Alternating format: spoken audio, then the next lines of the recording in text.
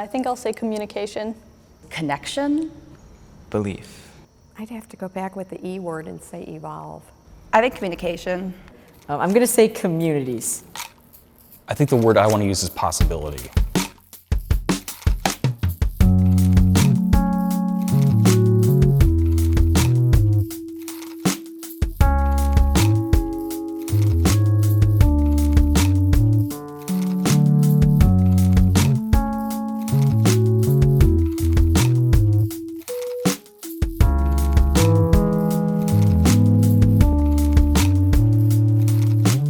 Dispossessed is about division. It's about two planets that don't talk to each other, and they have not talked with each other for nearly 2 centuries.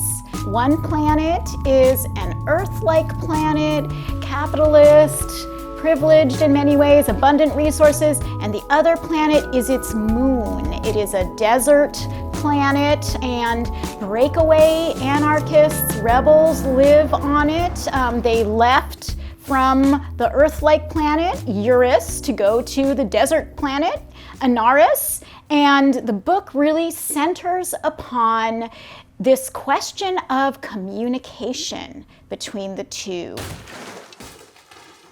The walls in the novel often are kind of literal and metaphorical separations between the two planets, but I was actually really intrigued by how much the two planets, or the planet and the moon, I guess, are really, I think, ingenious.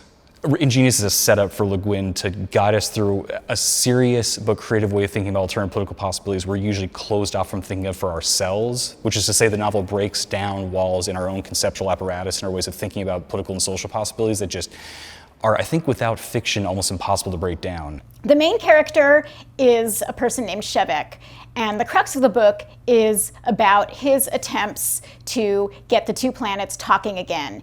To him, a thinking man's job was not to deny one reality at the expense of the other, but to include and to connect. It was not an easy job. The point here is that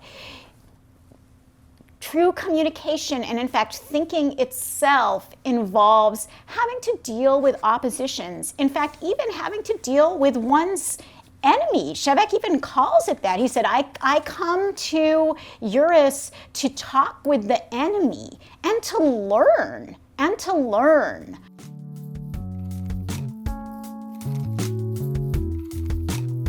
When I think about Beloit, I think about it in the same way as Margaret Mead did, that Beloit is a microcosm of the United States. When you look at the populations that are here, you have a city that is white, black, and now increasingly Hispanic. In fact, Hispanic population is now the second largest racial and ethnic group in the city.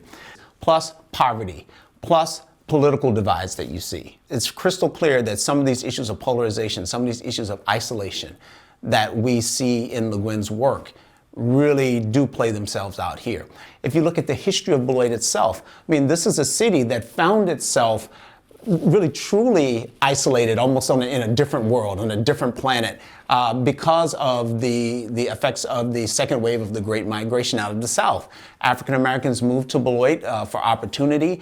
They were in fact invited in by some of the local businesses at the time, and that caused an exodus of many of the white residents at that time into many of the surrounding areas.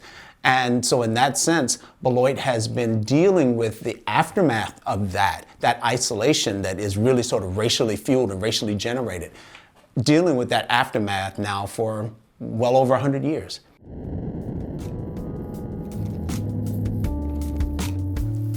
I guess I would say that this is the moment where it's the most important to exercise our imaginations and not be limited by what we think is possible. Because moments like this, possibility seems so constrained. And if we allow ourselves to be limited by that set of constraint, then we have made it impossible to change things. So that imagination is I think, for me, critically important at a moment like this. I've been talking with my students. They're doing this project right at the moment where the election happens, and the project is about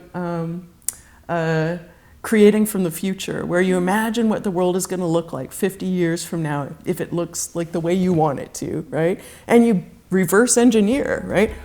How do we get from here to there? And if you start by thinking, it's not possible, we can't change. If you limit yourself there, then you actually make it impossible to change, right? Whereas if you imagine that future and take practical steps that are communal and about creating consensus, change can happen if you can imagine that future and be practical about what it means to get there. If you can't do that, if you stop imagining because you think it's hopeless, then you won't. We're at a point in our country where politics and people's views are so incredibly polarized. And this novel is all about polarization. I mean, in the most explicit physical and conceptual way. And I mean, the novel emphasizes this sort of duality with the two planets, with the dialogue, with the chapters going back and forth from one planet to another. Why do this? Why talk with the other planet? Why talk with the enemy, so to speak, right? Why talk with the person who has a different yard sign from yours across the street? It's crucial because we don't really know what people are thinking unless we talk with them one-on-one as individuals. And Le Guin's novel is all about that process of dialogue. And again, I'll stress, new worlds came out of their talking.